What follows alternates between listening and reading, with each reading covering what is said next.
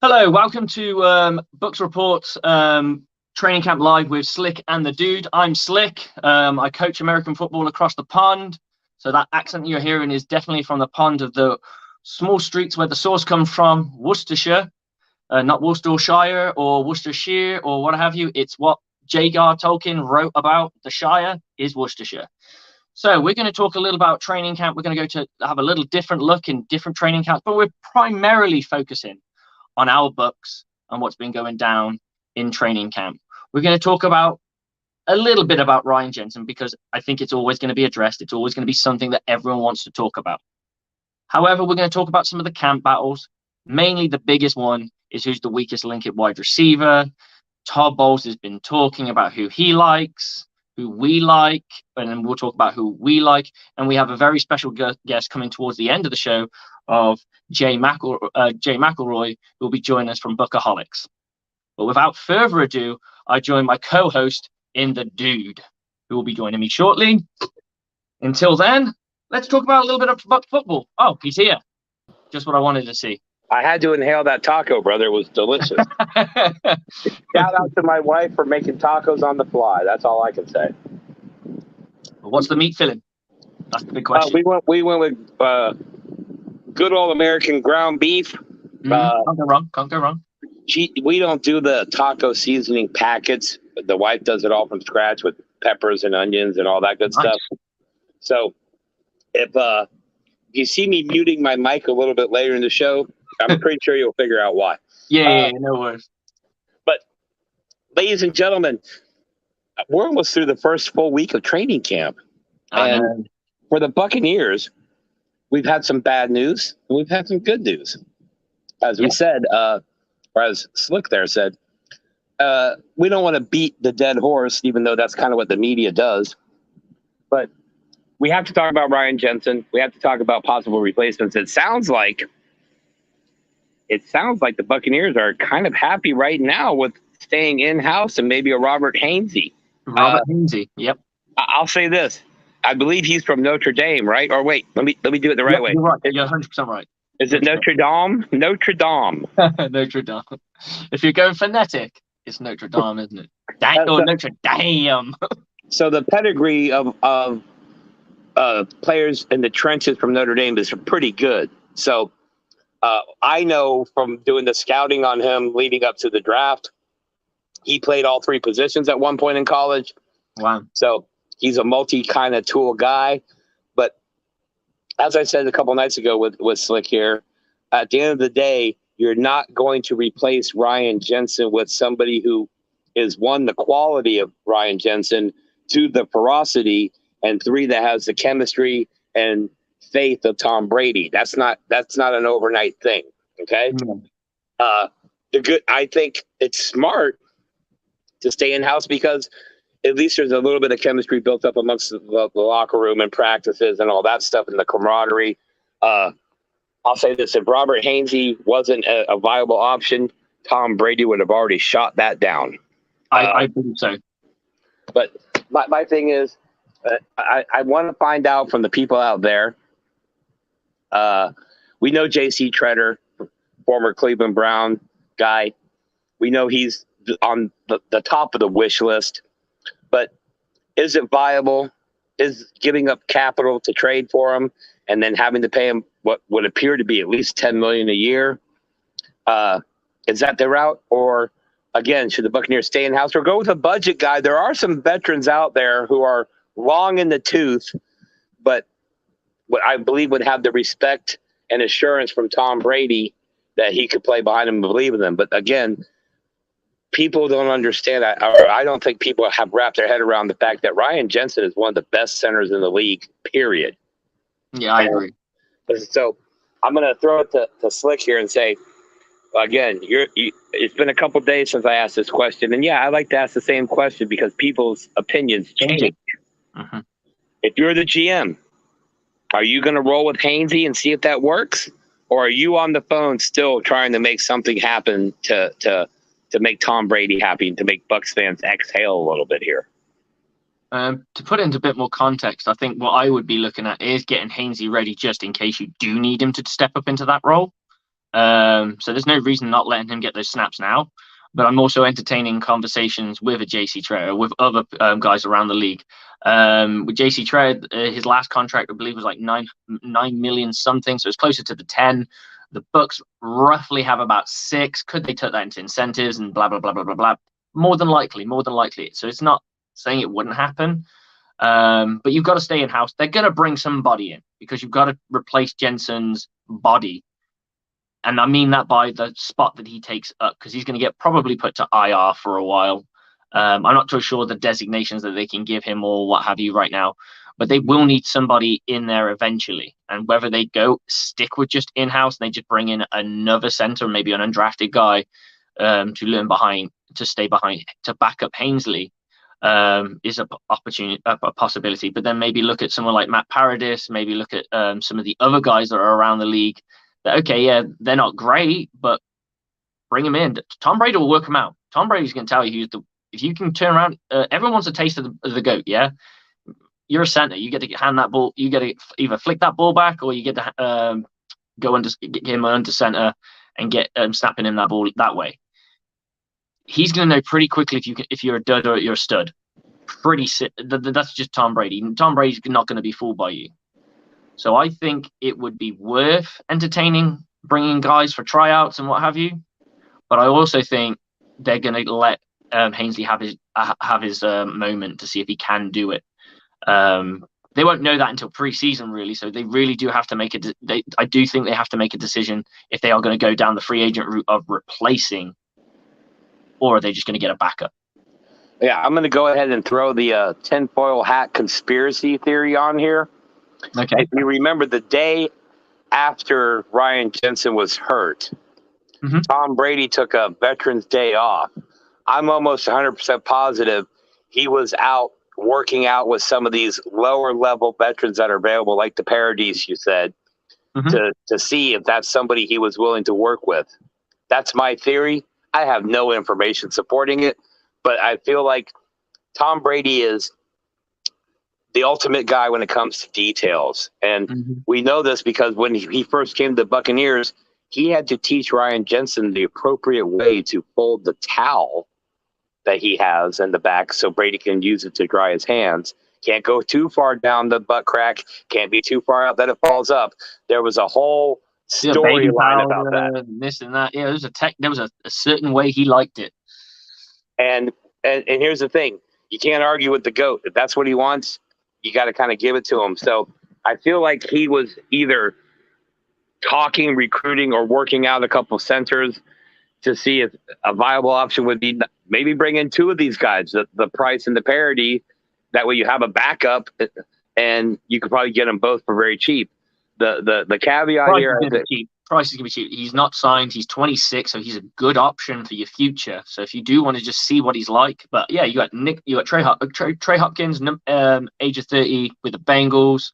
You got Nick Martin who was with the Raiders. He's 29, and then you got Billy Price, who's 26, who was an ex-first round pick, and of course you got JC Tretter and Matt Paradis. You could bring all or none a chunk of those guys to camp and just get Tom Brady to work them out, get the O-line staff to work with them, and figure out who you want. Because at the end of the day, the Buccaneers are in a position to be choosers and get the best available. Well, and we know they're all in for a Super Bowl run, so You're not going to cut corners. You're not going to get cheap and sit on your perch. Yeah, you're going to do whatever it takes to get it done. But looking at, and granted, we've said this before on this platform, we don't pretend that we have inside sources. We don't pretend that we know any more than the other guys. Where we get our information from is the Buccaneers and the credential media, like your Greg Omans of The Athletic, your Rick Strouds of the Tampa Bay Times. And they've been tweeting and reporting on Twitter that the Buccaneers are not only thinking about going with Hainsey, but they seem to be pretty happy with the way he has developed from last year to this year. So maybe this is karma, maybe this kisme or whatever. Maybe this is us giving Hainsey some on-the-job training, because Jensen did sign a 3-year deal. After that 3 years, they're not going to re-sign him to anything long-term. It'll be 1-year deals if he even re-signs. And if this injury is worse than we think, what else does Jensen have to play for? He's got an All-Pro. He's got Pro Bowls. He's got a ring. So we see a lot of these guys retiring early. Ali Marpet, please come back. Dude, eat some He's cheeseburgers. trimmed down too much. Have you seen the size of him? Yeah, eat some cheeseburgers, Ali. Go on a carb diet. He's going to eat a boatload of cheeseburgers to get into shape. I would say I also heard, and I don't know, I can't remember where I got this from, so I don't want anyone to come after me if I'm wrong on this, but I also heard it reported that multiple Bucs players were also raving about Hainsley at camp since he's took over. Now, I don't know if that's just camp talk to, quell the fire a little bit. So we'll get everyone to say he's great. A bit like how Hill's come out and said Tua is an amazing thrower of the football. Like the last 2 years didn't happen. Yeah, that's the beauty of this is Hainsey could be a diamond in the rough.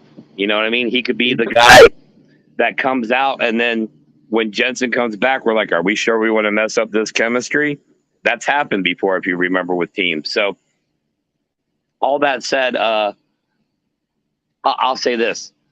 If we can't trust the decision-making of Jason Light and the Buccaneers front office at this point, what are we doing?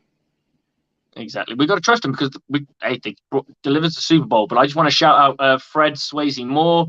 Let can go. Hainsley, none of these centers were anything until they got to play. Bucs will be fine. I like your attitude. We're just spitballing here and thinking of every avenue that we could go down. If the Bucs are okay with him, you've got to roll. You've got to roll with it. They have money available, so they can go and buy somebody if they were that, antsy about it. And it's already been, I wouldn't say confirmed, but it's already been said that Bowles has come out and said it's going to look like a November, December type deal for Jensen to come back. So they got to have faith in him to be able to do his job. But I do think the Buccaneers will look at a center. I'm more maybe looking now at a center that can back up Hainsley, who's at a similar level to him, or more like a sideways step, rather than trying to get someone who's actively better, maybe. Oh, absolutely, absolutely. All right, ladies and gentlemen, later on in the show, we will have Jay McElroy, arguably, or at least one of the leaders of one of your favorite Buccaneer fans group, the Buckaholics. I know you've seen him on the internet, Facebook. He'll be joining us later in the show. Periodically through the show, we'll be checking in randomly with some of our least favorite NFL teams' training camps and doing a checkup on them. We have sent the link out to several unsuspecting people, and I feel like one of them might be biting. And ladies and gentlemen, don't shoot us, but he's going to be a Packer fan coming on here shortly. If he's able to get the connection. He is over in... I think it's Japan. Wow. Wait, okay. China's the place you don't want to go, right? No, North Korea. Oh, well, North Korea, most definitely. China, not so great, but they make everything, so you don't really have a choice. Well, I don't think you can get on the Americans' version of the internet in China, can you? No. But I'm pretty sure you can in Japan. Oh, look. Without further ado, I want to bring in, and I'm going to have him introduce himself and give us a little background on him. But yes, ladies and gentlemen, put your loaded weapons away. We're bringing on a good friend of mine all the way from, I think, the Far East. I hope that's not offensive, Rick. You'll correct me.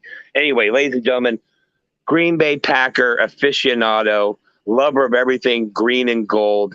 Ladies and gentlemen, let me bring on Ricky Hester. Hey, thanks, Keith. Can you hear me? Yeah, how you doing out there, buddy? Hey, I'm good, man. Just enjoying life, living here in Japan, So, yeah, and by the way, that's not offensive either, so. Well, I wasn't sure because I got my butt reamed out for referring it, this is years ago, as the Orient, but I guess that's not acceptable anymore. I don't know. I've never been there. Ricky, real quick, the gentleman on the screen here with me, his name is Stevie Slick Probert. He's live from the United Kingdom, huge Buccaneer fan. He's also a defensive coordinator for a semi-pro. Let's call it semi-pro, Slick. You flatter me. He's a defensive coordinator for a semi-pro football league team in the United Kingdom. How cool is that? That's really cool, man. Impressive. Nice to meet you, Slick. Much appreciated. And to come all the way from Japan, that's pretty darn impressive yourself. Well, obviously I'm from America, but out here living in Japan. And sorry, I'm in the car, by the way, too. I'm on the way to watch a UFC fight with the family because we have a different time schedule here in Japan. So Yeah, you're what, 11 or 12 hours ahead of us, correct? Depending on the time zone, because we don't have time zones here. Not time zones. I mean, what do you call it? Daylight savings time. So it depends on daylight savings time, but generally it's around 16 to 17 hours difference. So what times, in your case, Packers games usually on for you? Usually I have to wake up at 2 o'clock in the morning to watch the Packers game. And that's if they play the early slot, or is that the prime time? That's if they play the early slot. And the later slot is around 5 to 6 in the morning. Okay, so early coffee, that kind of thing. Yeah, that kind of thing. And then right before I get to work, so that's nice. So wait a minute, it's Sunday where you are, correct? Yeah, Sunday at around 10:30 in the morning. Slick, we're talking to someone in the future. I'm in Sunday now. It's 2 a.m. Then I need to get back to the future, huh? It should be early in the morning for you, right, Slick? What, Yeah, England, about 3, 4? About 2:30 in the morning. Oh, wow. Dang, you're already having your coffee then. Oh, no, I'm not going to bed yet. I'm an American, so I drink coffee 24/7. We drink 24/7 coffee over here. Ricky, I know you're way over there, but you're in the future, so you have to have some insight to the Green Bay Packers for us this season, right? I mean, yeah, Mr. Con Air himself, Aaron Rodgers. I mean, you got to love it, right? I did enjoy it. I did enjoy that. He's a good personality, to be fair. I mean, yeah, what you can have any opinion you want about Aaron Rodgers, but you got to admit he's pretty cool. His brand. He's got a good brand, for sure. Yeah. He knows himself. He does, absolutely. Yeah. Last year he was John Wick, and this year he's Nicolas Cage. So I feel like he's going down. I feel like that's going down the evolutionary ladder of actors, though, isn't it? I mean, yeah, that is true. That is true. But I don't know. I didn't even watch Con Air, to be honest. I'm not even gonna lie. I didn't even watch Con Air. I think I've seen it once. Yeah. So Ricky, what fight are you going to tonight? Well, it's not a fight in person. It's just watching the UFC fight, the Juliana Pena versus the And now that you see, I've known this guy since he was in college, doing college radio, sideline reporting for Wazoo, Washington State, correct? Exactly. Wow, cool. And writing for the Associated Press too, by the way. Yeah, I did. I left that out intentionally because I'm jealous. It's fine. I want to say that Ricky, I have to ask, is it still Ricky, or have you graduated up to Rick now? No, I'm Ricky because I'm always a child at heart. Okay, good. I won't keep him on too long because, like we said, he's way across many ponds from us, as you are. And at some point when you have more time, I'd love to get you on here and talk about your visit to Tampa and hanging out with me, watching the Bucs and the Bears. I remember most of that's a blur, but we'll cross that bridge on another episode. I just wanted to get you on here, man, because once you left the United States, man, you went ghost for such a long time. And I knew you were still watching football. I'm thinking, you know what? We haven't had anybody talk about Packers on the show in a long time. I know the guy. And literally, Slick, I reached out to him 10 minutes ago. That's cool. And thank you, man. So much respect and admiration to the people in the car allowing you to mess around with this American and this nice English man here. English man. I appreciate that. Ricky, what are we done doing media? Are you done doing content? I'm not saying I'm completely done doing content. I'm trying to figure out the time zones, trying to figure out if it's even possible for me to really kind of do stuff like this. I think it is. I'm definitely not done. I definitely had to be even a little more dedicated keeping track of sports here with the different time zones and everything. But, you know, sports is my life. Sports is my love. So I'm definitely been keeping up with it. Getting into the Packers a little bit, I might as well, since I'm brought on here to talk about them, I might as well mention a couple things really quick. I want to talk about a couple players I'm really excited about. I'm going to butcher his name, but is Romeo Doubs or whatever.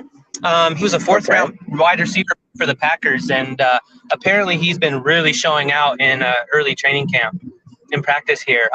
Everybody has their eyes on Christian Watson from North Dakota State, and rightfully so. He's going to be very, very good coming into the future, I believe. But losing Davante Adams, which is no secret, that's huge. In my opinion, the number one receiver in the league, even if he was paired with Aaron Rodgers. It's going to be quite the transition for the Green Bay Packers going forward. I'll get into my take about that a little bit later, but right now with Dobbs, I'm really, really excited that the Packers always find these late round picks to be able to contribute. I've been hearing some comparisons to like Donald Driver a little bit, kind of a late round pick, kind of speedy, good hands, just a very good fundamental player. And if he can be, 25, 30% of what Donald Driver did, he's going to be very, very welcome in Green Bay. Ricky, what kind of information do you have? When I think of Green Bay Packers, like most old people, because everybody knows I'm old, I think of quality running, play action pass, and a defense that scares the you-know-what out of people. Give us an update on what the Packers defense is going to look like this year. Yeah, and that's kind of – I'm glad you mentioned that because that's what I was going to get into with the Davante Adams thing. I would be completely lying if I wasn't sad about losing Davante Adams. I mean, he's been the security blanket for Green Bay for years. In my opinion, number one receiver. I know this was a stat last year. I'm pretty sure with his season last year, it continued into this season as well. But he had the most touchdowns in the league for like the last 4, almost 5 years combined. So I believe it was like something over 50 touchdowns. I could be wrong about that, but I know I'm close.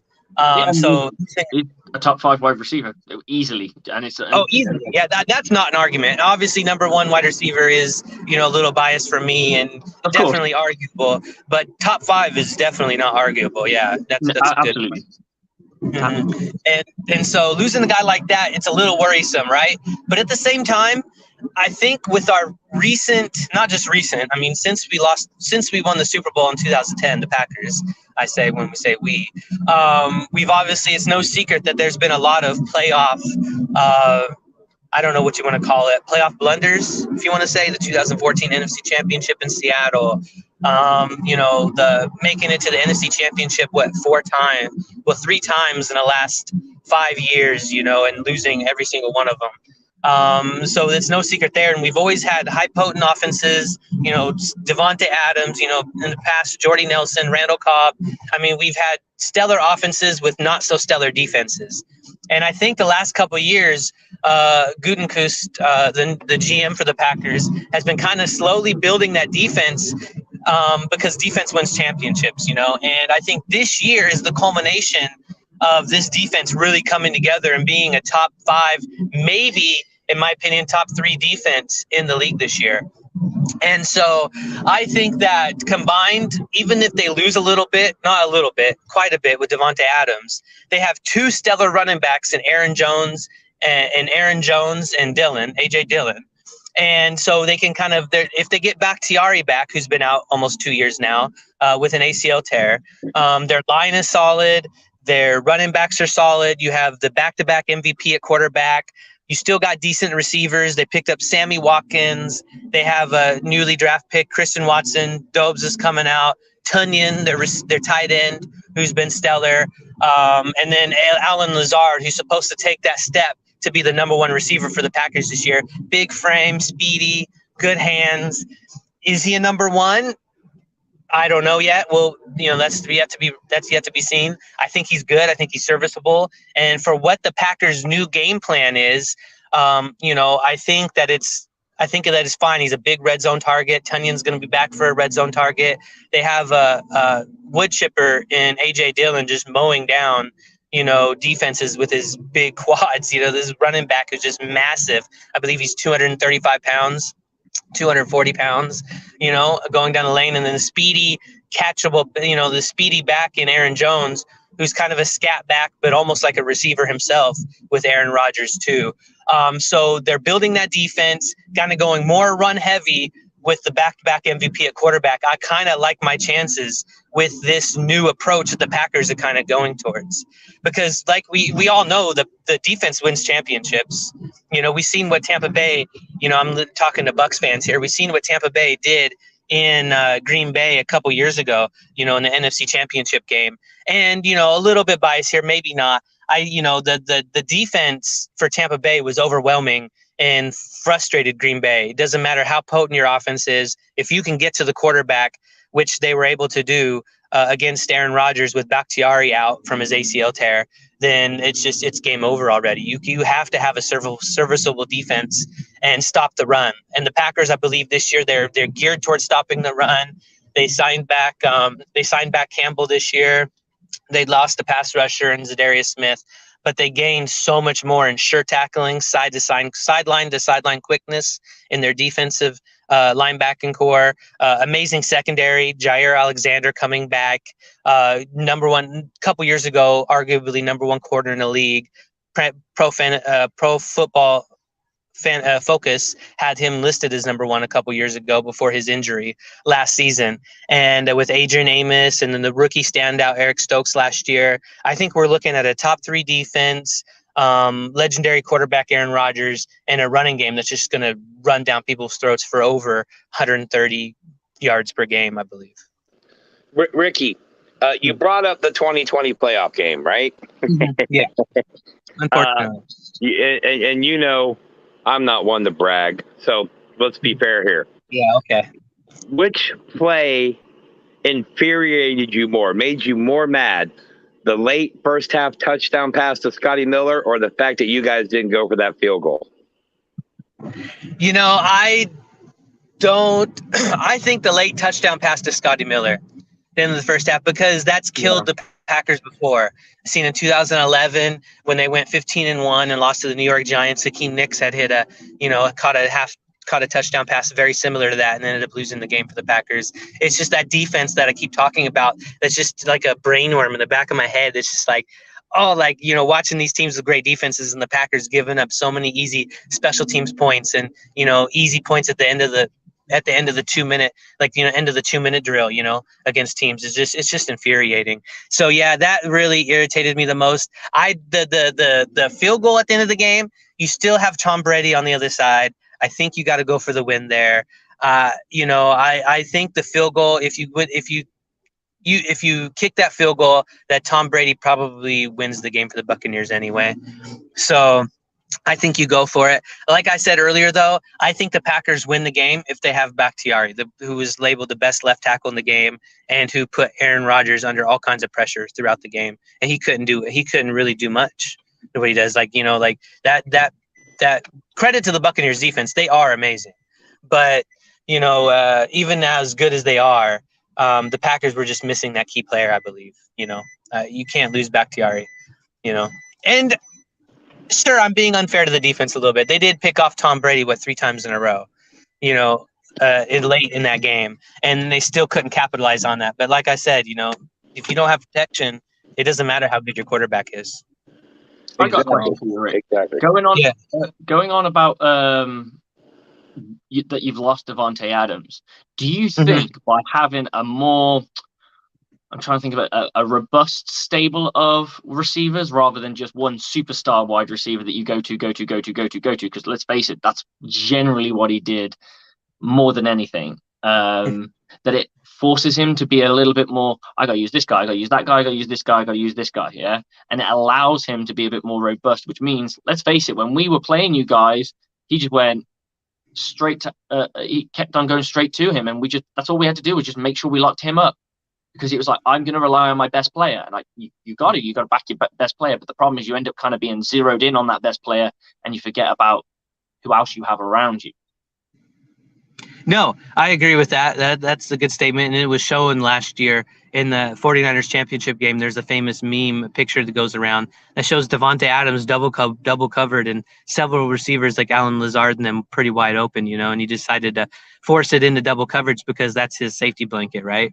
Davante Adams. And I hate these stats, but, Aaron Rodgers did have a better record being able to divvy out to these different receivers than with Davante Adams. So they won more games with Devontae Adams out of the lineup than they did with him, which is, I don't like that stat. I mean, as great a receiver as Devontae Adams is, I kind of cringe at those stats a little bit. But it I allows mean, you to be more robust in where your delivery, because if you're only going to go to one guy, that's your game plan. Your game plan is that guy. Mm-hmm. If I'm a defensive coordinator, we have our biggest rival is Hereford. They're number 3, who's their slot receiver.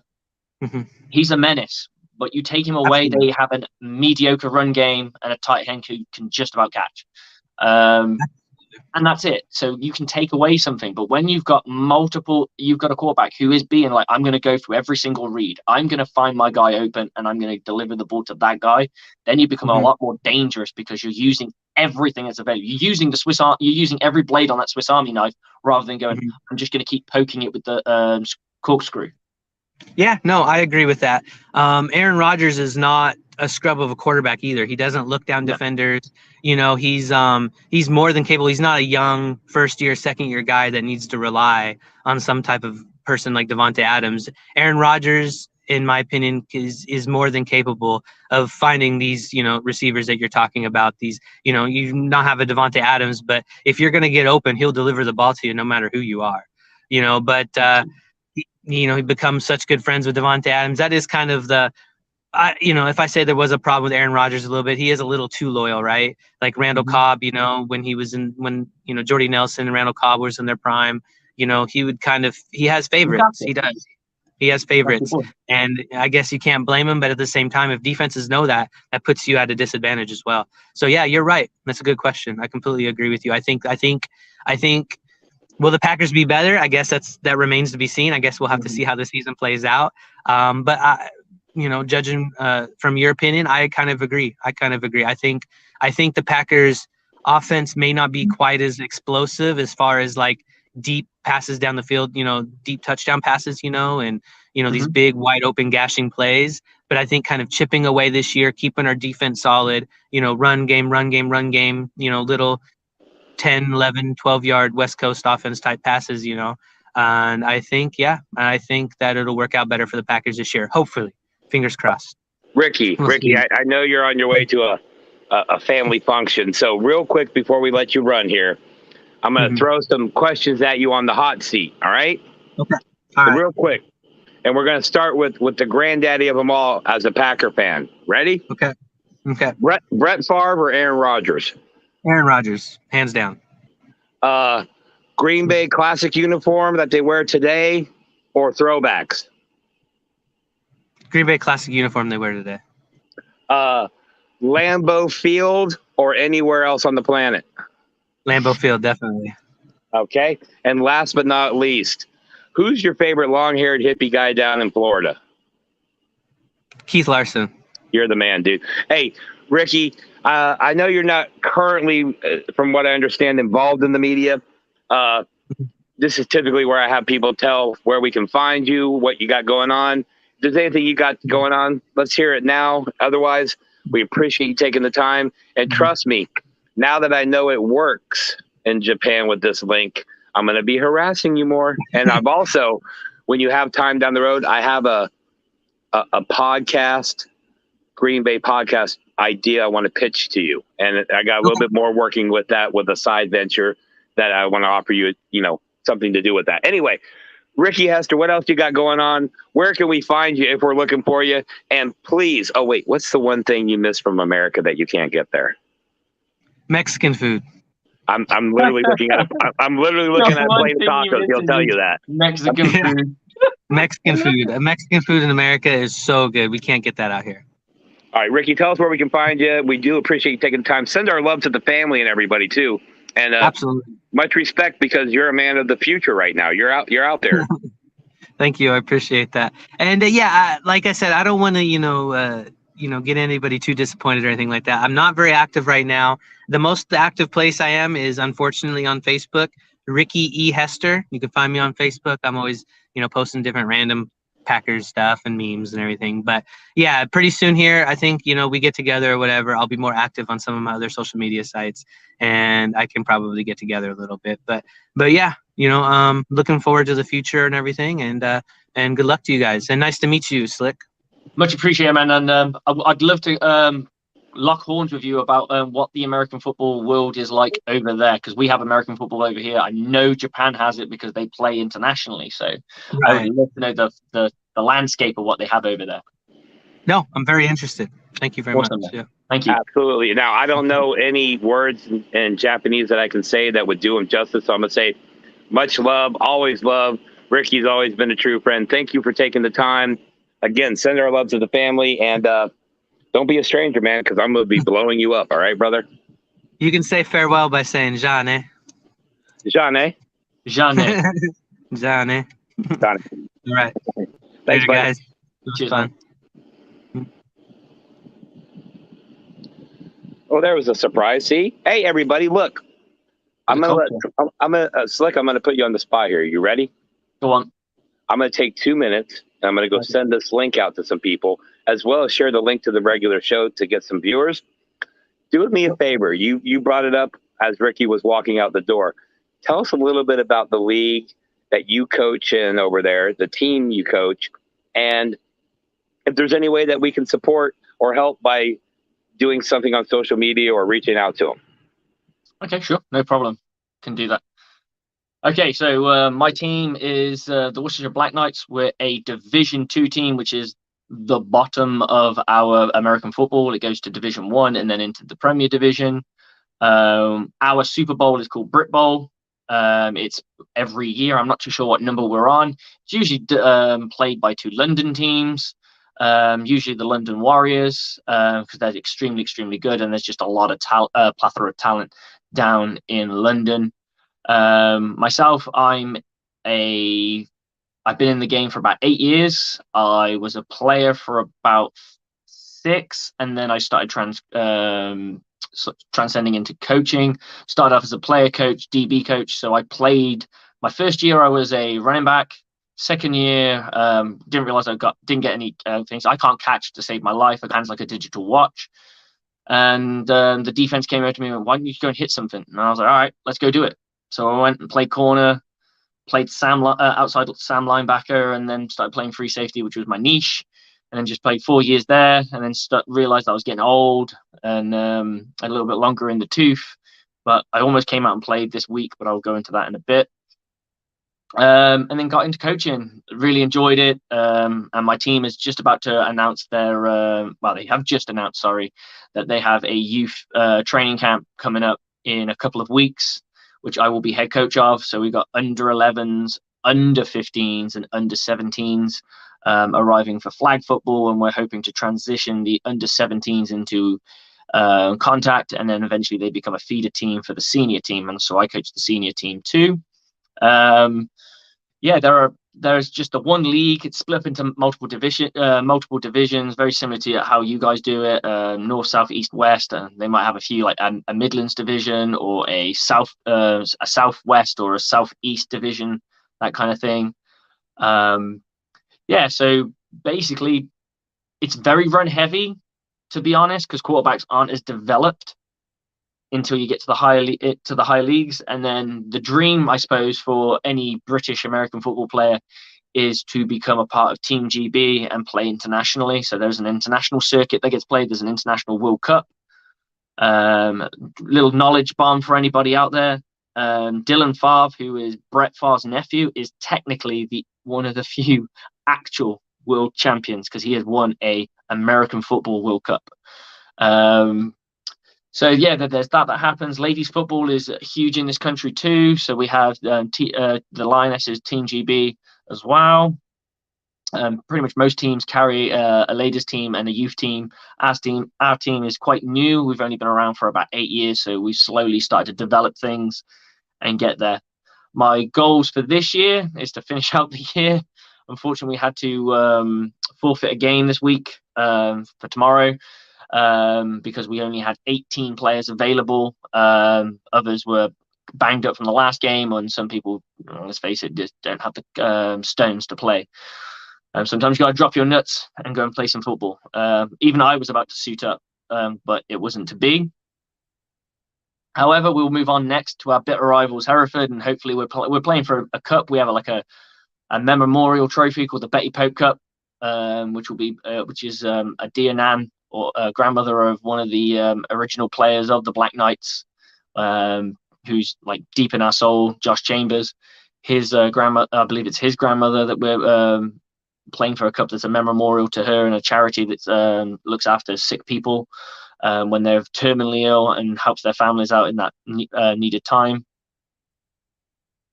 So yeah, we got that coming up next week. So we got practice tomorrow. Got to get that right, and we just see if we can skin Hereford, who are a team on the rise at the moment. They've beaten us, I believe, 4 times, and we drew with them once.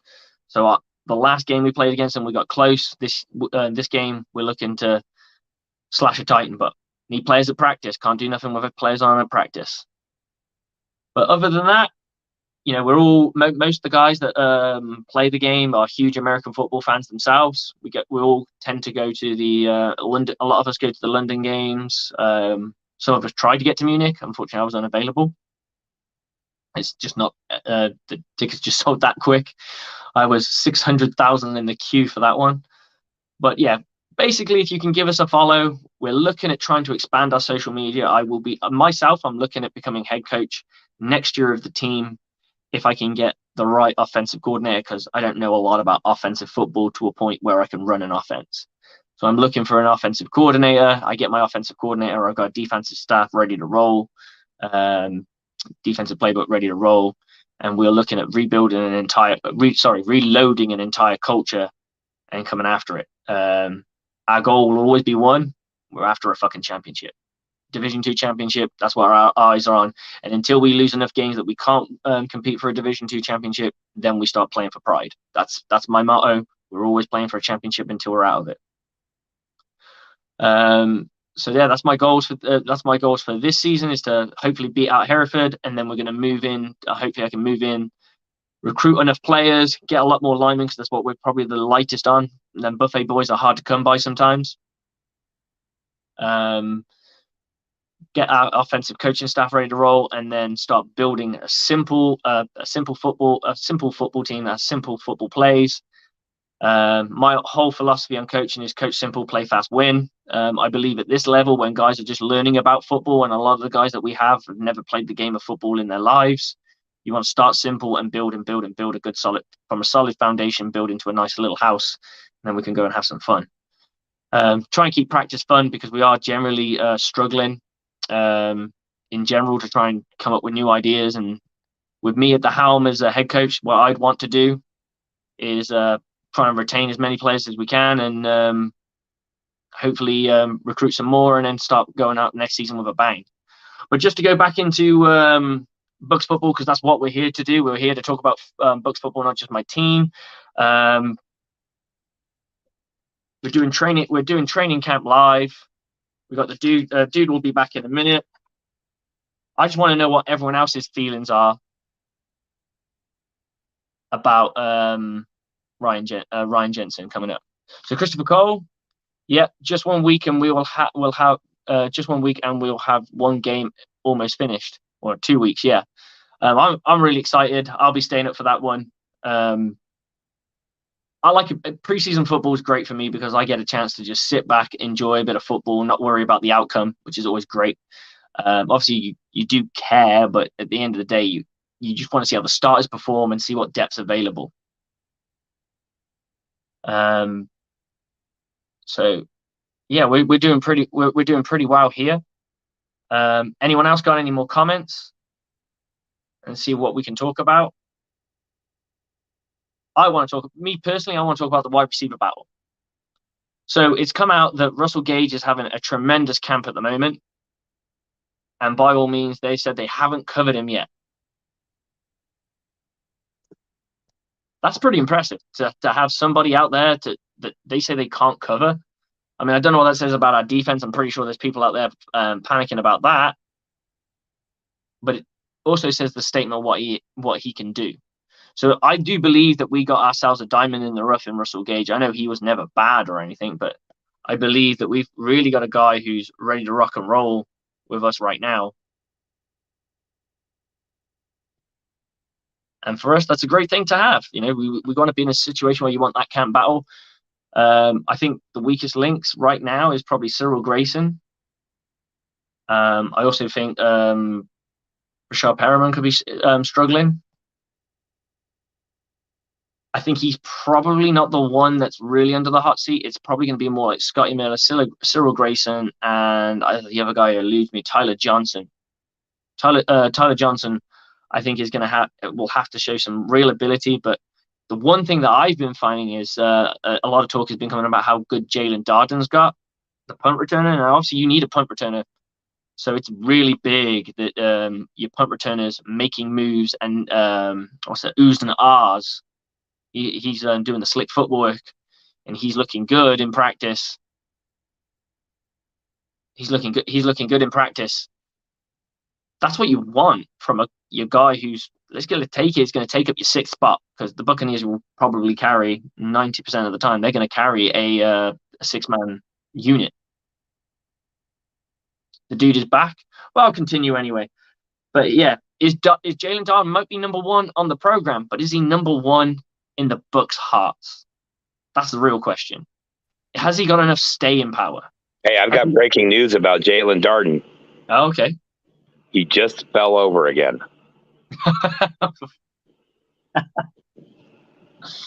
Oh, look, hey, we're going to go ahead here in a couple minutes when Slick gets done with his Jalen. Actually, I think we got a good guy we can bring in that will bring some salt to the Jalen Darden discussion. You want to bring him in? I think I know who it is. Ladies and gentlemen, I wait to bring in right now Ben Cornett, one of the co-hosts of NFL Editions, typically on Thursday night, unless Johnny Dean is grumpy. Ladies and gentlemen, let's bring him in. You know him from Facebook. You know him from Twitter. I know him, well, same way. Ben Cornett, ladies and gentlemen. What's going on, guys? You're right, Ben. Hey, how's it out in Las Vegas, man? Las Vegas is pretty, actually, Florida humid right now, which is rare because we got a lot of rain lately, which that is also rare, too. So, does that mean the desert's now muddy? Well, my backyard's a little muddy, but I haven't been around the desert lately. Hey, quick. And this is what I love about the internet, obviously, and Bucs fans and football fans are scattered everywhere. Ben's in Las Vegas, Slick. Literally, yeah. How far would you say you live from the Strip, Ben? I would say I live about maybe 5 miles from it. Okay. So you drive by that huge Roomba floor sweeper of a stadium constantly, correct? Every once in a while, yeah. How impressive is it? Oh, I've been there. Very impressive from the inside. Okay. Let me ask you a question, because we were talking about Jalen Darden. I'll let Slick kind of lay the groundwork for you, because he's taken an interest in this young man who likes to fall on the ground. But that's just me being a grumpy old man. Slick, let's go back and recap what you were talking about with Jalen Darden. I think we got a couple guys watching that have opinions, and I'm pretty sure if I know Ben, he's got an opinion. So, Slick, what's going on with Jalen Darden? For me, it's more of a case of what's been reported, not what I think. I haven't seen anything with my own two eyes that I can say, but there's a lot of reports that he's having quite a great camp right now, and as a wide receiver rather than a punt returner. So maybe that might be the thing, is that they might have to find another punt returner. But what I was alluding to is if you've got a wide receiver that can play, who can punt return, that can play it decently as a wide receiver, you gain a little bit more, rather than just a guy who can return punts. Because at the moment, we don't really have a guy who can return punts. So I'm skeptical on that. But he's playing great at wide receiver, apparently. So that's a start. So the official take from Slick is you think Jalen Darden ends up making the roster? Not the practice squad, the roster. No, the roster. Yeah, I'm gonna go on that. All right, now I'm gonna pass that to Ben. Ben, let's hear what you think about Mr. Jalen Darden, and does he make the 53-man roster? You know, I think he's going to, but as a punt returner, I do, unless, and I don't know why they haven't done this more. Scotty Miller being the punt returner. He's got the speed, and he's got great hands. I don't know why they haven't used him enough as a punt returner. I would. if I'm the offense for the Bucs, the coordinator. Obviously. My issue with Jalen Darden is, and this is partly to blame for the media. Wait a minute, we're on a media outlet. Okay, but if you remember last preseason, it was Jalen Darden, Jalen Darden, Jalen Darden. He's going to turn heads, Jalen Darden, and he would literally come out and return and punt and fall down, or he would see a seam and get so excited he like almost overran himself. That could be totally a rookie problem that's been worked out. When we did see him as a wide receiver in the game, I can't remember that much memorable, but to my defense, I'm old. I think Ben's onto something here because I'm a registered Scotty Miller denier. I understand he's one of the fastest guys in the league for himself. I know he's fast. I know Brady likes him. I also think Brady there's like a one minimum wide receiver quota he has to have on every team. So there's that. My issue with Scotty Miller is, I guess we're spoiled by Mike Evans and Chris Godwin. And to an extent, before he took his clothes off, Antonio Brown, where we had wide receivers that ran the routes where they're supposed to be, would run all the routes and not get alligator arms across the middle, or could block downfield when the ball was caught or during the run game, whereas Scotty Miller really struggles in those situations. And to his defense, he's what, 5'8", 5'9", and maybe a $180 tops, $190 realistically. So I think Ben's onto something.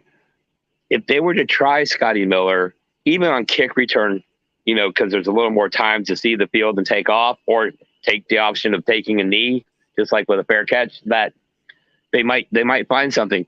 But back to the Jalen Darden. I mean, the way I see it, and again, I'm considered the ass over here.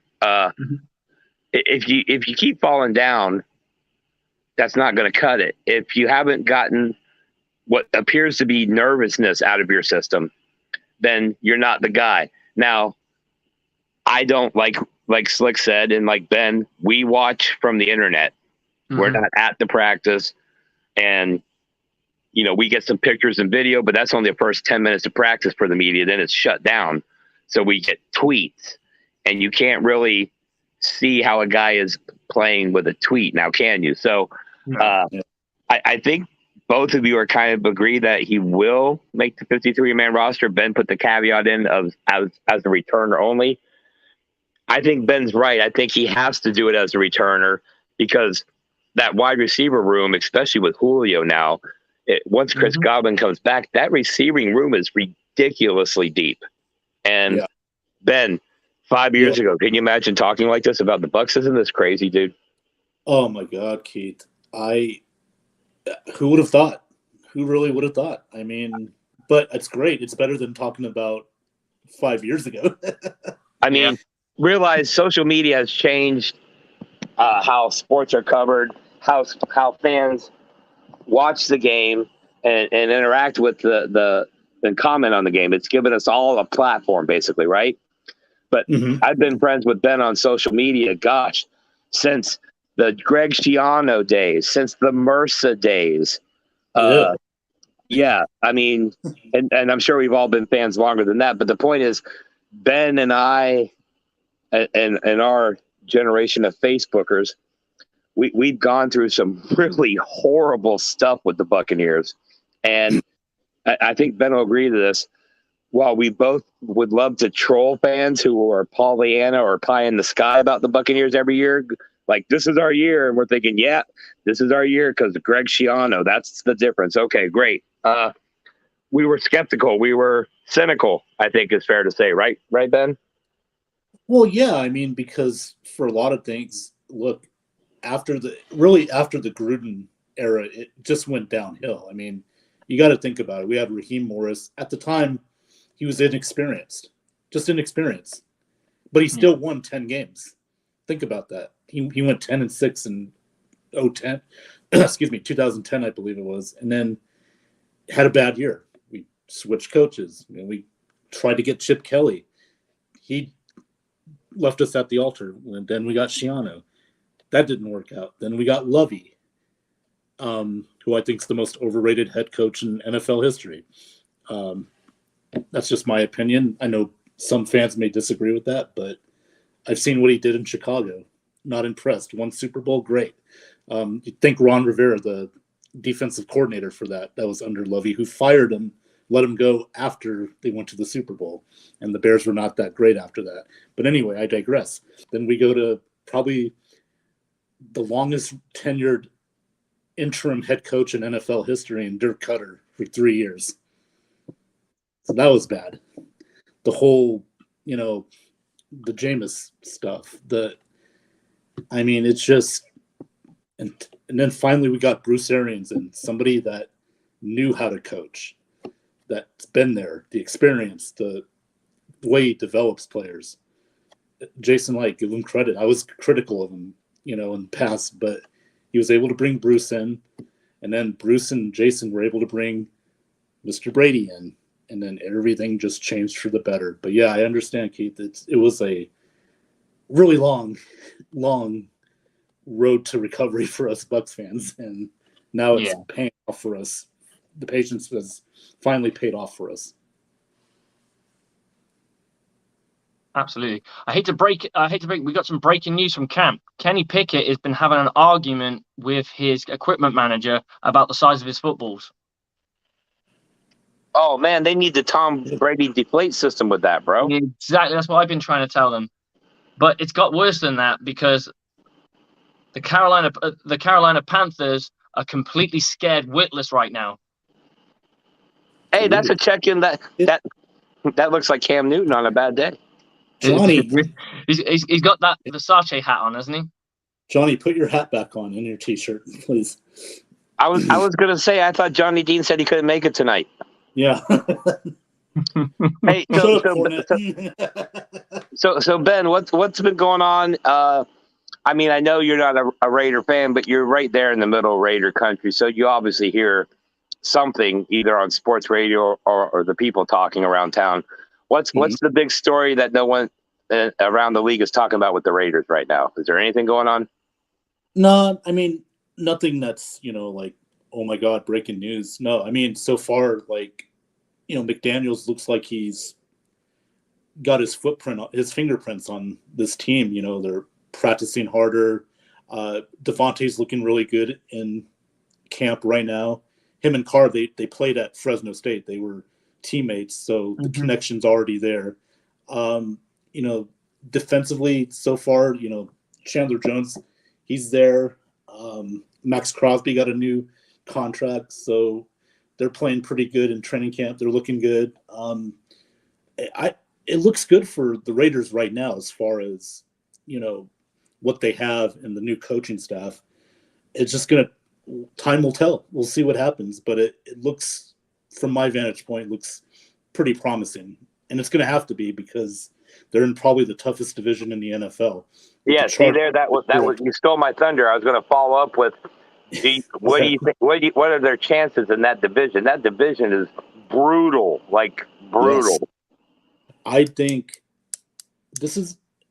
I got to tell you guys, watch every AFC West game this year if you can. As long as the Bucs aren't playing at the same time, watch every game in the AFC West of it, because it's going to be just fun to watch. All the offenses are really good, well, except for Denver.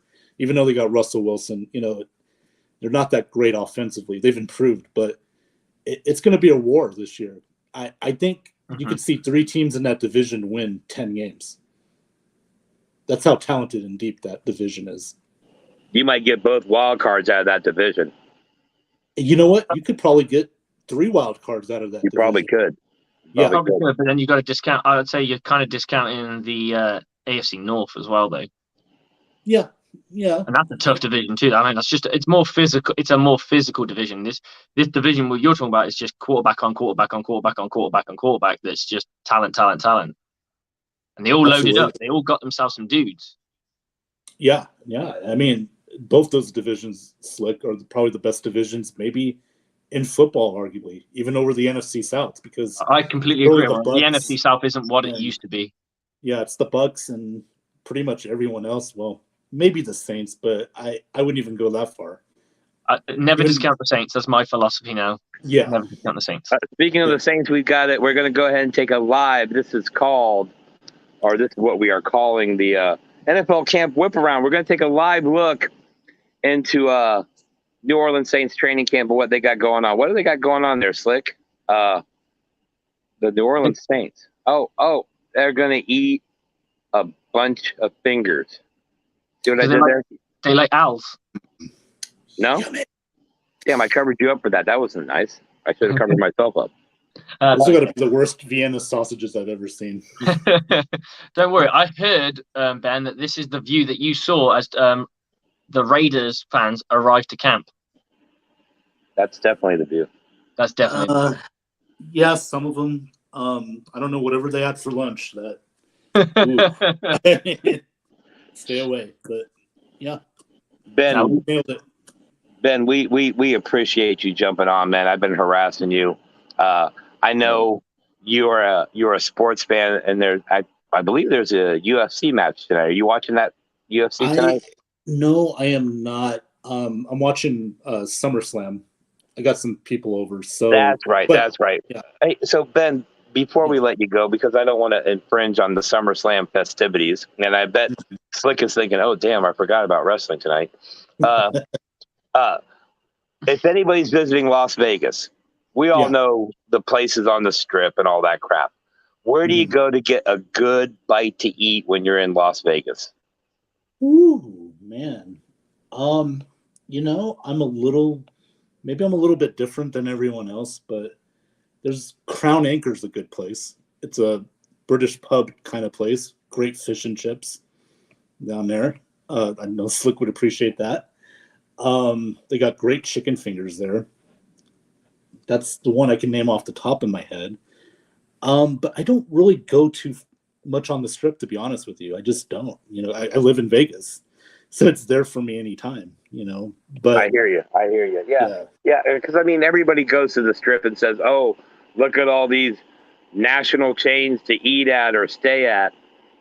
We're looking for, when we go into it to visit a new city, where do the locals eat? Where do the locals go? Because if you want to get a taste of the city, you can't go to Outback. Okay, no, you can't go to Burger King. You got to go to a mom and a pop or a family-owned place that's been there for generations. What is that place you're talking about? Is that like that, or do they have a place that is like, the locals revere it in high regard? Is, I guess, what I'm looking for. Oh well, the Crown Anchor's kind of more of a, I wouldn't say like a national chain, but it's a little bit of a step up from a mom and pop's chain, but it's still a good place to eat if you don't want to eat at the everywhere else. That's just my take on it. So that's one I can name. See, again, these days I don't go out a lot. I like to cook at home. I like to barbecue. I like to do stuff like that. But if I had to pick one place to eat that's not, familiar, that's more Vegas, that's Crown Anchor's one of the places I would, recommend you visit. Oh, absolutely. All right. Hey, Ben, we appreciate you coming on. Me and Slick are going to talk about something stupid, I'm sure, but we don't want to involve you in our shenanigans. But Ben, thank you so much for coming on, everybody. Thursday night, NFL edition with Ben and Johnny Dean and Alex Loosemore. And gosh, there's like 15 other guys. Check it out every Thursday night. Ben, tell everybody where they can find you on social media. Yes. Okay. First off, like you said, NFL edition Thursday night with me, Johnny, Alex, Alec. I like how Johnny said Alex, Alec, and myself. And I'm on Facebook, as you know, and Twitter at BENEBOY 702. 702 is my zip code. Nice. Well, Ben Cornett, ladies and gentlemen, that's Ben Cornett live with us from Las Vegas, Nevada. Thank you, Ben. Ben, thank you so much, man. As always, you're always welcome back. But I know you'll probably go live either during or after the WrestleMania event. So anybody on Facebook, look for Ben on Facebook, watch his live videos. They're hilarious and informative. Ben, thank you so much, sir. Heath, Slick, take care, guys. Thank you. All right, buddy. Yes, man. Much appreciated. Hey, wait, let's switch sides here because You don't like it, do you? It is a bit weird. let's feature Slick. Oh, I don't know about We'll do the layout and really screw things up here. that. Have you ever messed with the layout? Let's see how we do this. There you go. Oh man, I'm feature man now. Damn. My hair looks alright. Yeah, I like that better. that we got really small. It's weird though. You can see different parts of my living room. Absolutely. Ladies and gentlemen, in about 40 minutes or so, something like that. I don't know. I can't read a clock anymore. I'm digital. We got Jay McElroy from the Bucaholics coming on. Talk about your Tampa Bay Buccaneers. And, of course, what arguably, I'm not even going to say arguably, what the number one Buccaneer fan group does and is doing with their charity work, their plans for the upcoming season. They have off-the-chain tailgates. I'm not sure if you know about these guys, Slick, but I do know, actually. I've seen their merch and stuff. They got some killer merch, to be honest. Well, not only that, they made their bones. The whole concept is that it's a group for Buccaneers fans. It started for Buccaneers fans basically on the West Coast. Okay. And so they all could come together in one central location and watch the games and be Bucs fans together.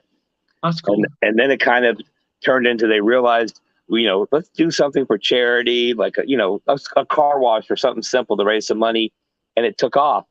And now I believe they have Bucaholics chapters in almost every state in the union. There's one in UK. And there's one in the United Kingdom.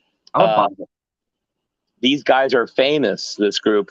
They pick one Buccaneers away game a year, and they all go to it in masses, and they invade it. And if you go to YouTube and put in Bucaholics, Arizona, you'll see it was several years ago when the Buccaneers were playing the Cardinals in Arizona, and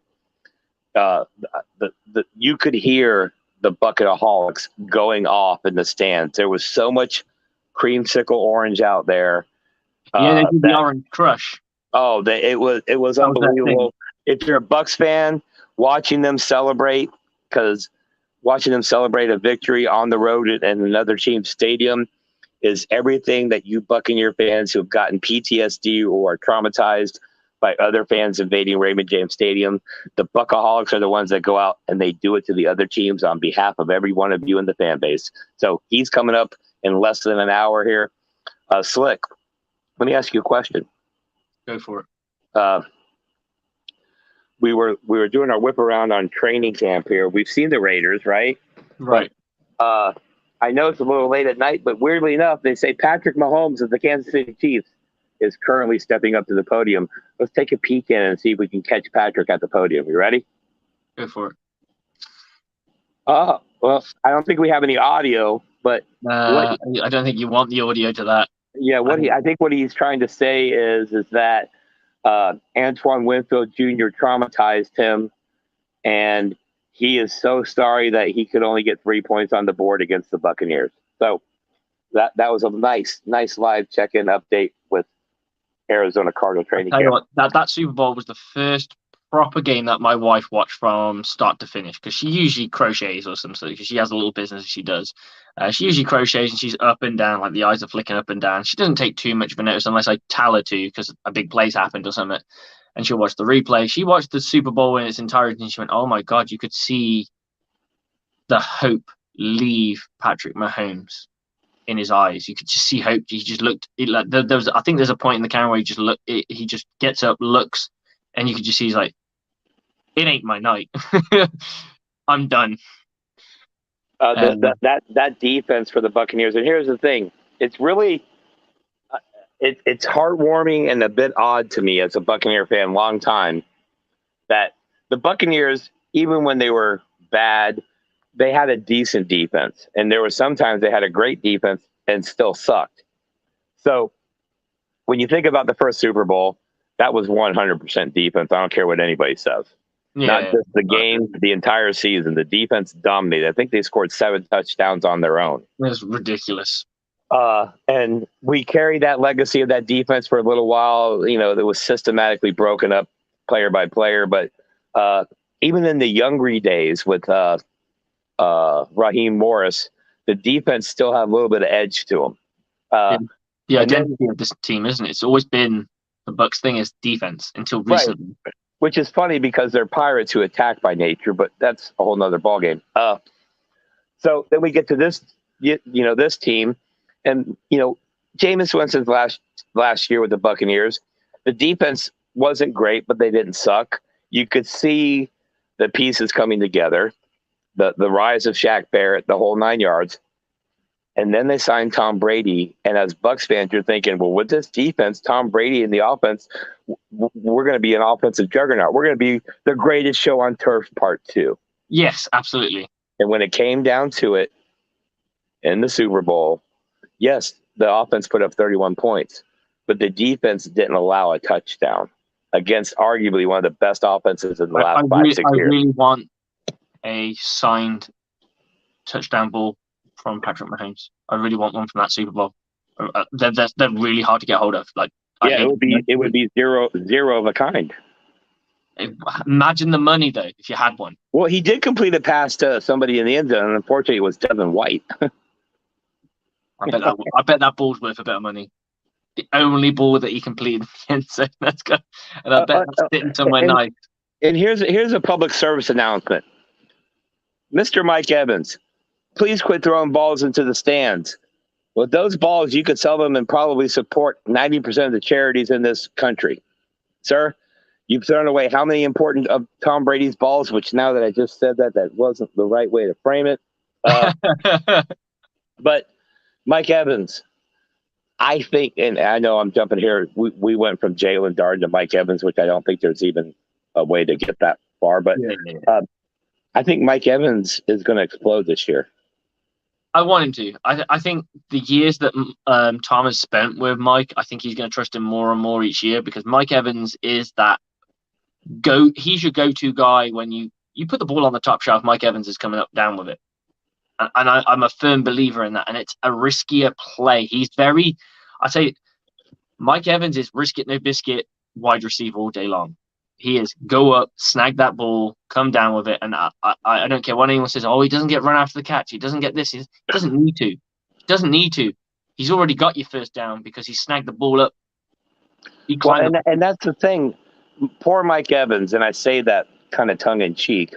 Let's be honest. He won the Heisman Trophy for Johnny Manziel. Okay, he would disagree, but I mean, Johnny Manziel is a phenomenal athlete, a phenomenal college quarterback. College football, lace him up for sure. He was the definition of no risk and no biscuit. There's no doubt about that.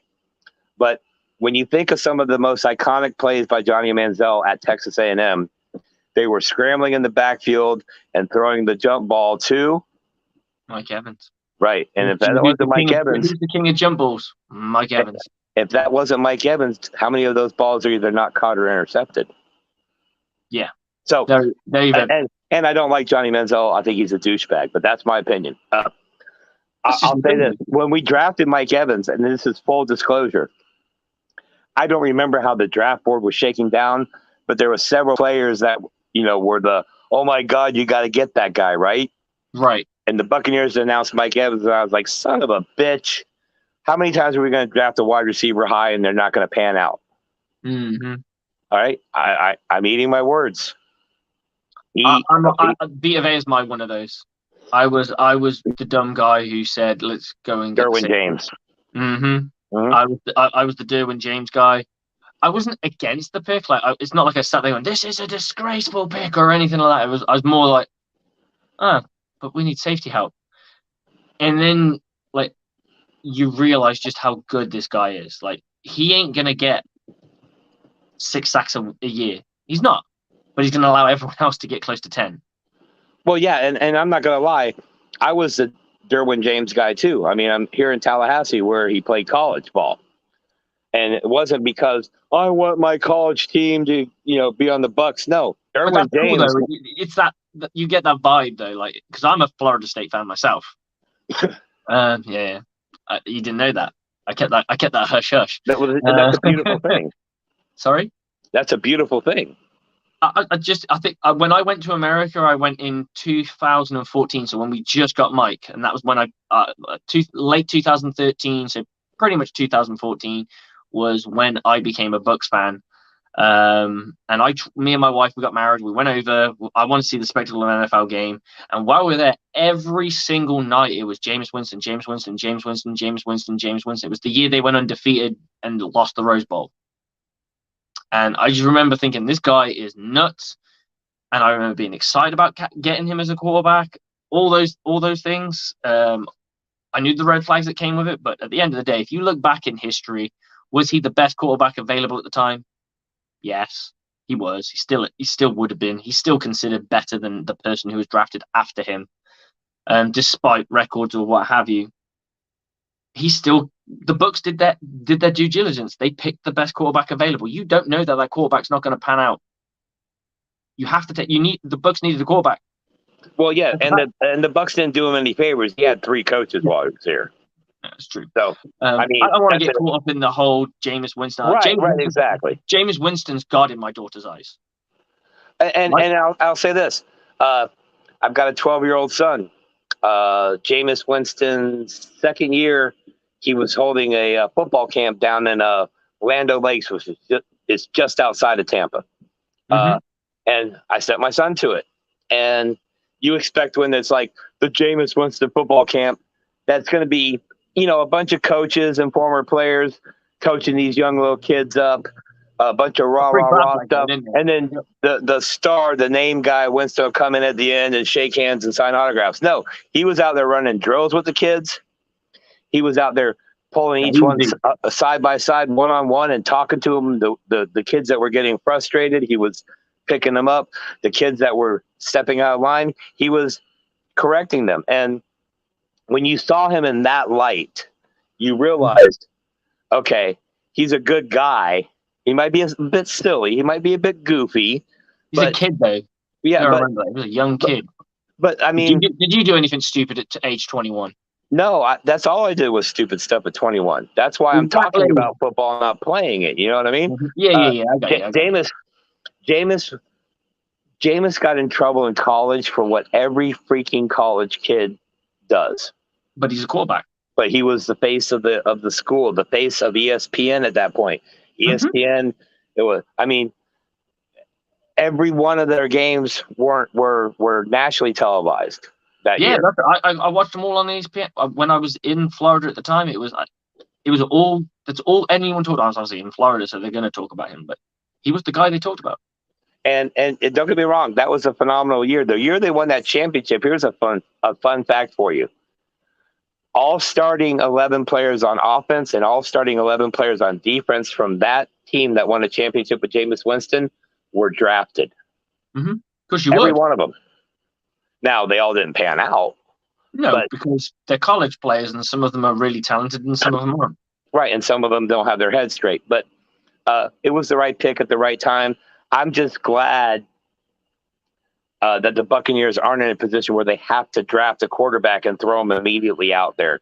I think Kyle Trask is getting every opportunity to get treated the right way, to be brought along the right way. And who better to do that under than Tom Brady? I don't even know if Tom Brady is a good mentor. I don't. But just watching him every day and trying to emulate some of the things he does in preparation and training-wise, being that fly on the wall kind of thing. Right.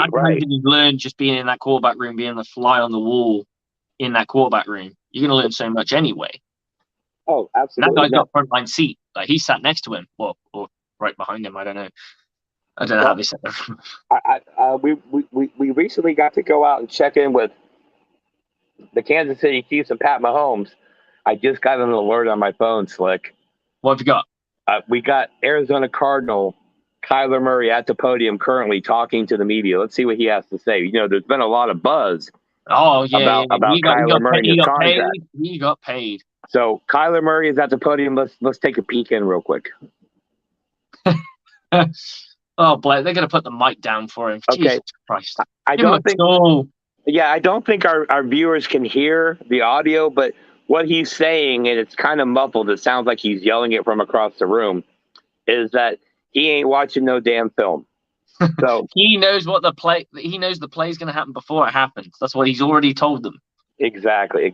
Oh, hey, do you know? I don't know if you're a big nature guy, but it's Shark Week on the Discovery Channel. You know that, right?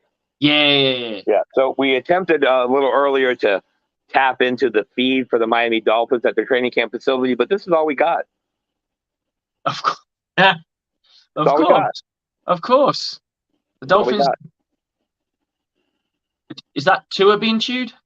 I don't know, but hey, I got a question for you, and this might be offensive to some of the viewers, and if it is, I'm sorry, but your feelings aren't my concern. And believe me, I love everybody and everything. I don't care what you do or what you say, but aren't dolphins really just gay sharks? Yeah. Yeah. Okay. I wanted to make sure I wasn't wrong there. Hey, what are the training camps? Oh, hey. Now we know the Seattle Seahawks, they're going through a bit of a transition, and the fact that they're doing it with they lost Russ. Times are tough, but they signed someone. They've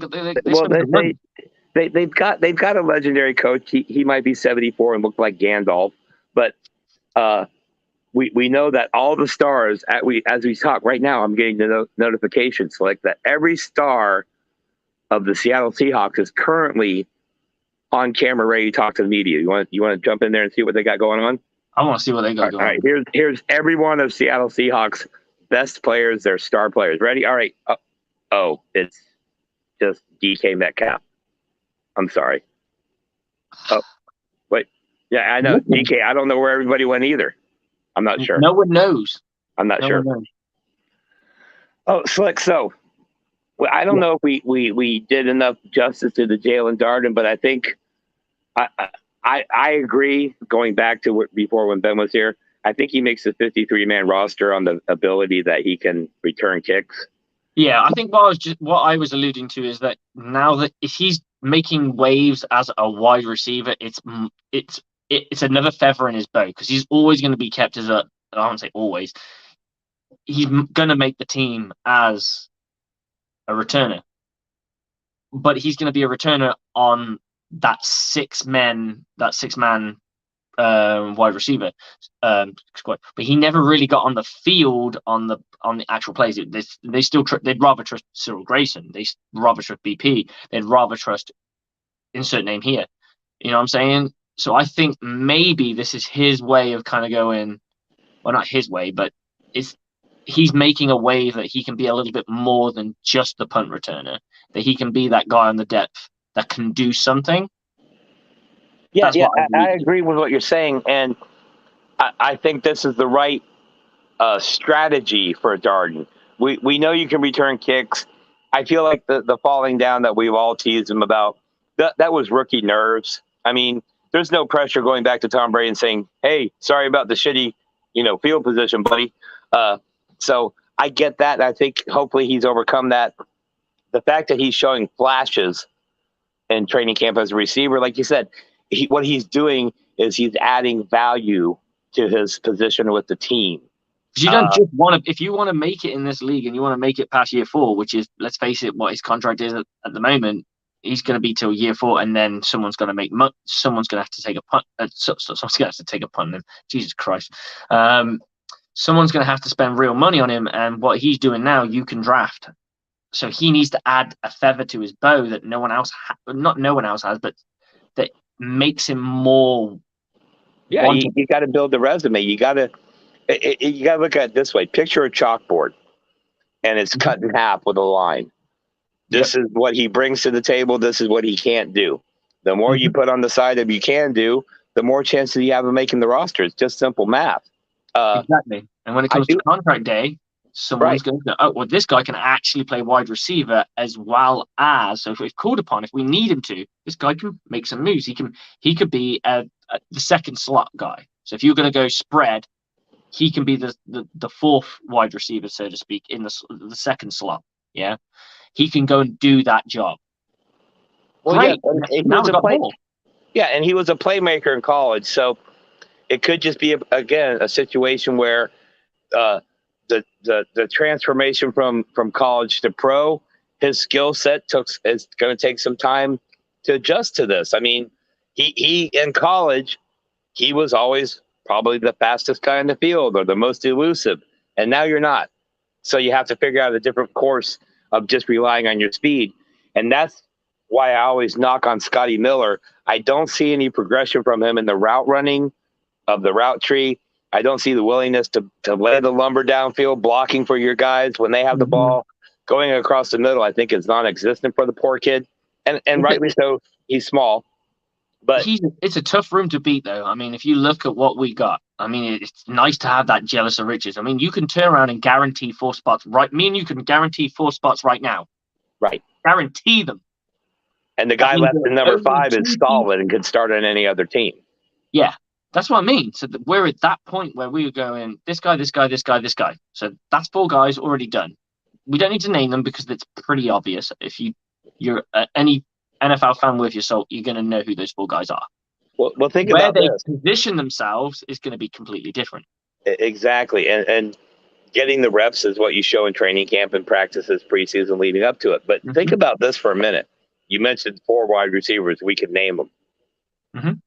Tom Brady is going to line up with Chris Godwin, Mike Evans, Julio Jones, and Russell Gage in a 4 wide receiver set.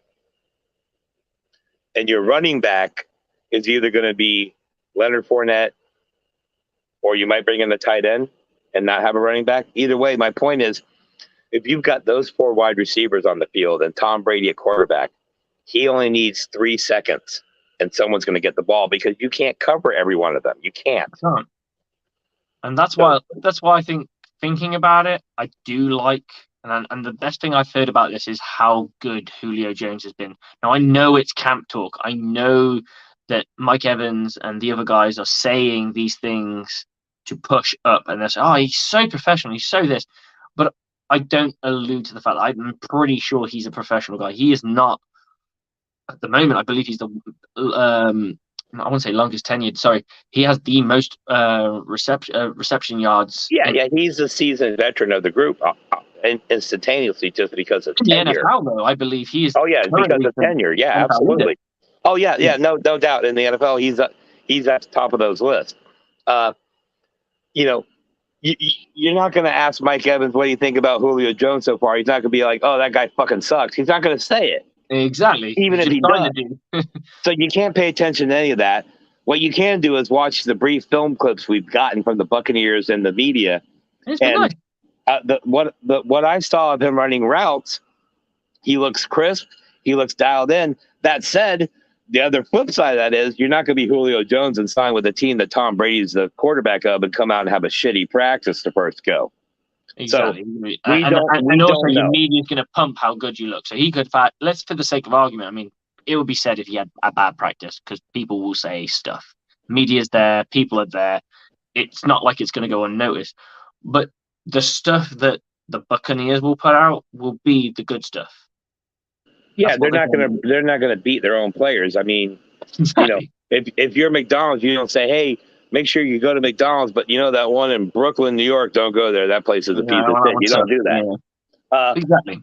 But I look at Julio Jones not as like an Antonio Brown replacement. I think that's how I saw it. But see, I feel like I don't think I feel like it's an insult to Julio because of the character aspect. Because of Antonio Brown. I meant for talent. Right. Off of pure talent, here's how I look at Julio. He's the ultimate insurance policy. Okay? Yes. He doesn't have to play as a third or fourth on it every time they go out there. We named those top 4. Rashard Perryman is no slouch. He's not dynamic. He was good for the Bucs, but he's steady. That game he played, I think it was towards the end of the season against the Texans when we still had Winston. Oh yeah. Oh my God, he went off. Well, remember no one thought he did. He was so quiet throughout the entire season. Nothing. Well, Mike Evans goes down. He comes in. Godwin goes down. So when they both went Pro Bowl, and he's number 1 at that point. Yeah, and he goes off in that game. And he runs every route in the route. I won't say every route in the route tree, but he runs a lot of different routes. They use him in so many different ways, and he comes up big time. So he can play. Look at the Buffalo game last year. Game-winning catch in overtime, remember? And that's the thing. He's that quiet, sneaky guy. And I'm a big Brashard Perryman guy because I can only imagine like Antoine Winfield deals with. What's that? That's your fifth guy. That's my fifth guy, yes. Jay and Darden takes the sixth. Yeah. Based on punt return, and that's it. Fair enough. With Brashard, it's like Antonio Winfield Jr. Brashard Perryman's a legacy player. His dad played for the Lions and was a wide receiver. Really? And he was a hell of a wide receiver. Yeah, this is back in the 80s. Okay. So it's hard to thrive in the shadow of your father, who is a great NFL player, and become an NFL player. That's hard enough. Ask Antoine Winfield Jr. His father was a hell of a defensive back. But there are a couple of players that have gone out the league, though, who've been like Fred Taylor's son, right? Fred Taylor Jr. He didn't really amount to a lot, and I don't want to point this out there. I met Fred Taylor once, and I asked him how his son was because I believe his son's a Gator, like his father. And you only wish them success because obviously they want the best for their children and what have you. So I don't want to ever say that a player's a slouch because I'd give anything to play their role. I bite my own arm off if I could. If someone turned around and said, you get to have one day as an NFL player, you won't know, you can see the field, you'll be on the sidelines or whatever, or you get one down, I'll take it. Absolutely. And the Buccaneers are kind of notorious for taking legacy players. A lot of people don't remember this. Ryan Neese is Ronnie Lott's son. People didn't know that. Was he a great Buccaneer? I don't think you can put the word great there. He was a solid linebacker on some very crappy Buccaneer teams. I'll tell you the thing about legacy players that adds to their value is their fathers will probably show them how to watch film and how to prepare and how to be a pro. And that in itself is invaluable because in college, a lot of players rely on just pure talent. The smart players add the talent to the preparation, to the and build it, and the game watching, the film watching, all of that, all the mental stuff that you just got to have it. And to get to that next level, you need it. Unfortunately, when you get to the next level, you need the talent and the mental edge too. And that's why I'm a big fan of. I'm a huge Hardy Nickerson fan, and I'm gutted the Buccaneers never got to pick up his son, Hardy Jr., because he's a dude. I mean, if you look at his stats for a guy who's a nobody, and who's nobody, he made some plays in his very short career.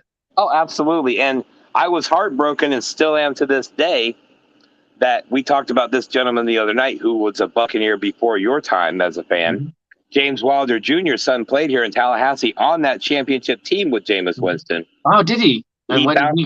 He got, I believe he went undrafted. Or no, he wasn't the starter at Florida State. He split with, I forget who.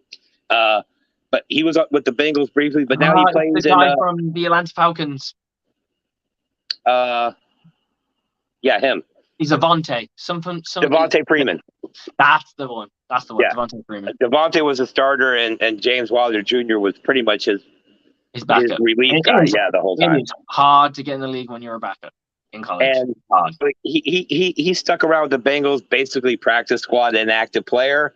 But right now he's thriving in the CFL with the Edmonton Elks. Oh, hey. And I always thought, when before Leonard Fournette and Brady got here during the Jameis Winston era, when he was available, I'm like, why not take a shot? He's a legacy player, if nothing else. Mm-hmm. That'll sell some tickets. So I don't know what the story was there, but I've always followed. I got a soft spot for that kind of stuff too. I mean, how hard is it to be told your whole life you're going to be just like your daddy and then do it? Mm-hmm. Well, you look at DeCallum Brooks. We brought him in for a workout, and it didn't pan out. And I'm really sad. I think the guy should personally have stayed at Florida State for another year because he had never cemented a starting role. It's extremely difficult to make the NFL if you. I know you're in a Power 5 team. I get it. If you can't get into the Power 5 team, go to a Group of 5 team. Go to USF. You gotta have game film, bro. Get that recognition and be the dude. Because once you're the dude, it's a lot harder for them to say no. And I can reiterate, it's hard to be the dude. Exactly. It's hard to be there, dude. Hey, Quickly, just jumping on James Winston, I'm going to shout out my little girl from this because this is kind of cool. And I've said this to Johnny in his show, and I think I've mentioned it on Book Wild before. James Winston saw a video of my daughter cheering for him, and he sent her a jersey, a pair of socks, a hat, and God knows what else, bless him, just because I posted a video of her cheering for him. So my little girl, who's 3 years at the time, is bouncing up and down on the sofa screaming, "Let's go, Jameis." And then his management company got hold of me the next day after I posted it on Twitter and tagged him in it. She was wearing an old Josh Freeman jersey at the time because they were dirt cheap. And I didn't know if my daughter was going to stick with football or not. And she kept on asking who number three was James Winston at the time, obviously. And she was cheering for him. I took a nice, cute little video of her bouncing up and down on my sofa, proudly shouting his name out. And he sent her a jersey, and she went as him for her sports day. And that's the thing. I mean, we saw the split, the divide, whatever you want to call it, in the fan base with the Buccaneer fans over Jameis Winston. We all know how it went. We all probably have different opinions of why it went the way it went. He's a figure. Right.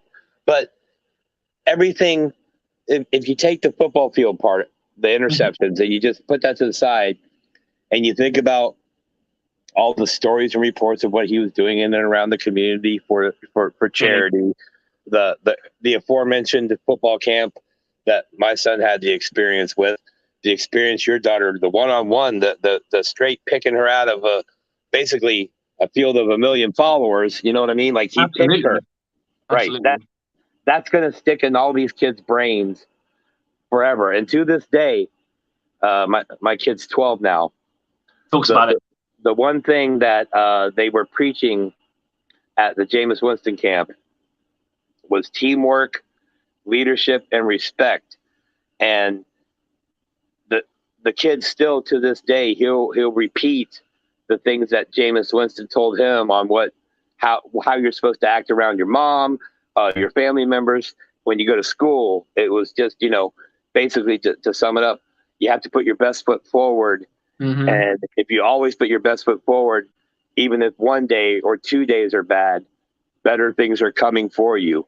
If you don't put your best foot forward, you'll never know if you can be your best. And that stuck with my kid, and I'm sure everybody else who was a child and heard that talk from him and got that interaction. These are things that stick with people, and it's important. Now, speaking of sticking with people, we're hearing that there was a fight at Buffalo Bills training camp today. I heard a little summit. Yeah, so we're going to do a little peek, and we got quarterback Josh Allen fighting with defensive lineman Jordan Phillips. Now, first of all, you don't put your hands on the quarterback in training camp. No, you can't do that. But just because we know how Bills fans are, let's take a look. Usually a fight in training camp is shoving and grabbing a face mask, right? But this is Buffalo Bills. This is the Bills Mafia. Let's take a look. They go different. Oh, look at Josh Allen from the top rope. Top rope, Josh Allen. That's a beautiful thing. Hey, guys, not too long until we got Jay McElroy of the Buckaholics on to talk a little Buccaneers training camp, talk a Buccaneers season, and what do the Buckaholics have in store for you? But before we go any farther, contract year for Lamar Jackson, right? He wants paid. I heard he went out. He made it rain. Is this true? Oh, he made it rain. I knew he would. He got that money. He did. I kind of like their uniforms, man. The rate, like when I was picking teams, Ravens were in my ballpark. I like the whole thing. I mean, okay, not that birds are very intimidating in the football sense, okay, but I mean, screw the Eagles too. But the purple, black, and gold, it feels like it's a nice look. Good look. Well, especially with somebody from the UK, it feels a little royal, like prestigious. Yeah. I could see that. For like, sure. Didn't Bugs Bunny used to wear a purple and gold robe on his cartoon when he was dressed as a king? Anyway, I digress. Dressed as a woman, probably. Well, yeah. Hey, Patriot fans, we know you're salty about Tom Brady leaving and going to the Buccaneers. We understand. We know it's been stressful. But what better organization to deal with stress than the New England Patriots? And now we're going to do a live look. We've got Robert Kraft live from Patriots training camp. Oh, wait a minute. Wait. Slick. Oh my gosh. I don't think that that's we were explicit. that was or was not Robert Kraft, owner of the New England Patriots. I'm so That sorry may about or that. may not be Robert Kraft, and we cannot divulge that information because we have to be tight-lipped. This is media. This leaks, we're in trouble. We're about to hear. It says here on the Bucs Report Twitter feed that we're about to have. That looks like Roger Goodell step into the podium. NFL Commissioner Roger Goodell speaking to the media. Do you want to take a peek? Yeah, I think we're going to see what he's going to say. What, me worry? Why would I worry? I'm the commissioner of the NFL. Hey, Mr. Commissioner, what do you think about the Washington Commanders scandal with Daniel Snyder? Hey, I don't know. I don't know. Mr. Commissioner, are you going to speak to the House Oversight Committee about these allegations? Again, yeah. So, see, we suck at humor, but we're still going to do it. We'll try. We'll put an effort in. That's for sure. That's for sure. So what else we got to talk about here, Slick? I think we've covered most of it. I mean, we covered the wide receiver battle. We got Darden, who's looking as good as he could be. I don't know if you can hear that, but I got a son crying in the background, so I do apologize. Can you hear that? Do you need to tend to your son? Yeah, if that's all right. Yeah, no problem, man. No problem. No problem. Do what you gotta do. Oh, look, there's Slick and the dude. Let's go ahead and remove him from the screen. So, ladies and gentlemen, what we got here is a little bit of technical difficulties where we have Slick being a dad, which is pretty cool. So we've been taking a couple looks into training camps around the league. We've seen almost everyone that really matters at this point, but we haven't gotten to see what's going on with Christian McCaffrey and the Carolina Panthers. We know McCaffrey's coming off of injury. So let's see Christian McCaffrey showing up to Panthers training camp. Oh, yeah, that's kind of how that works. Yeah, that's all we got from Panthers training camp. So I wanted to, again, thank all the guys out there. Christopher Cole, Fred Swayze, everybody for tuning in. We appreciate you. Slick should be back shortly, but before he gets back, let's just say this.